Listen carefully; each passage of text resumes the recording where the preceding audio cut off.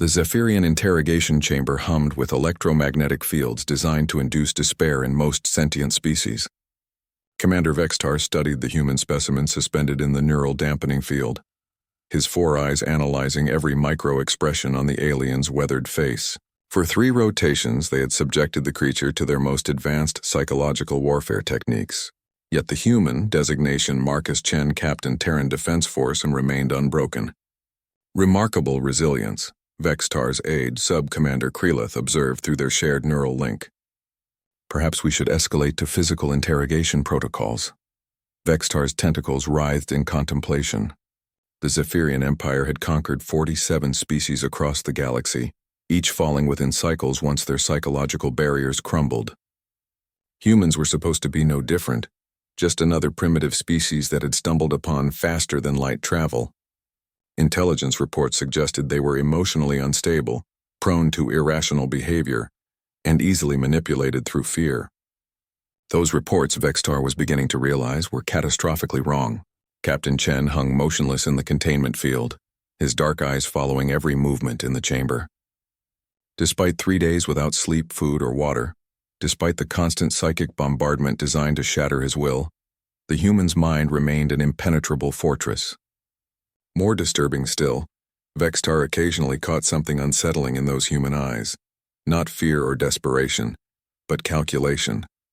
"Tell us the location of your fleet's staging ground," Vextar commanded, his voice amplified through the chamber's acoustic enhancers to create maximum psychological pressure. "Your resistance is meaningless. We have already captured 12 of your colonies." Chen's lips curved into what humans called a smile, an expression Vextar found deeply unnerving. 12 colonies? The human said, his voice hoarse but steady. "Is that what you think you accomplished?"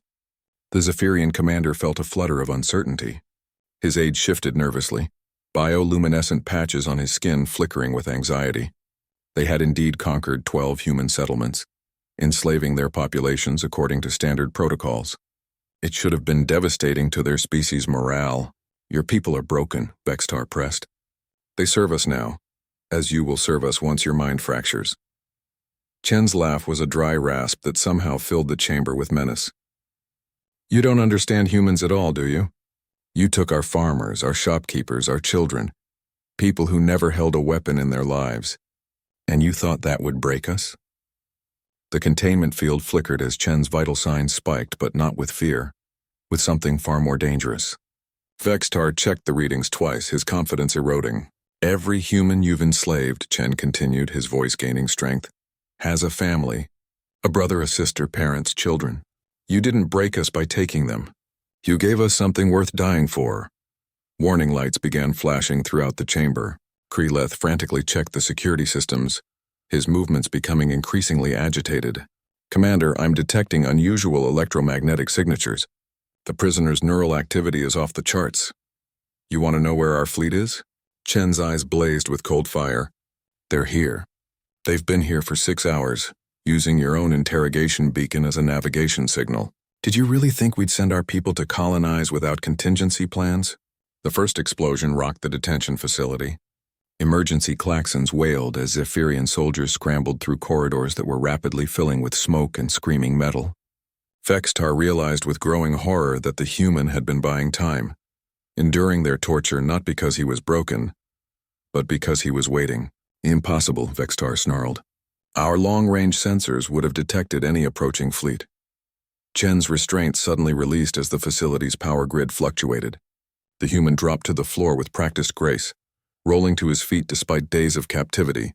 "You're thinking like predators," he said, advancing on the stunned Zephyrians. "But humans? We're persistence hunters.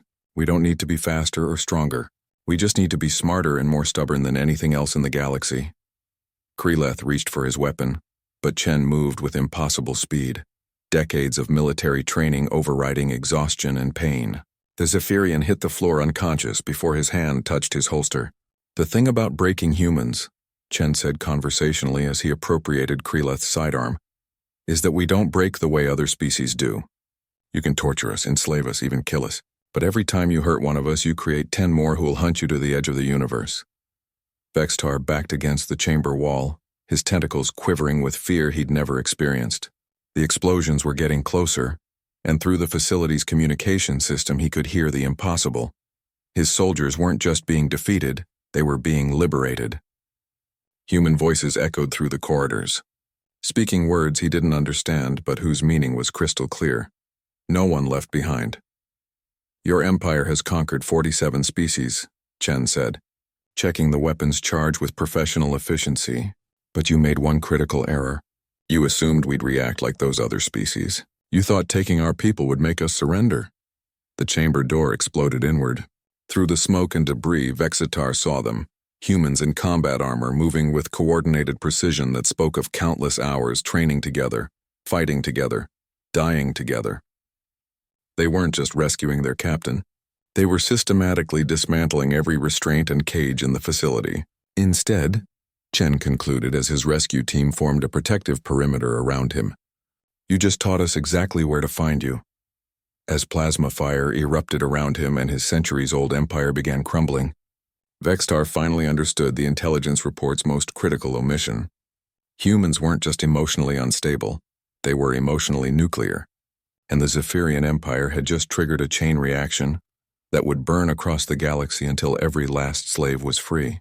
The last thing Vexitar heard before unconsciousness claimed him was Captain Chen's voice, calm and implacable. Take him alive. He's going to help us find the rest of our people. In the end, they hadn't broken the human prisoner. He had broken their chains, all of them.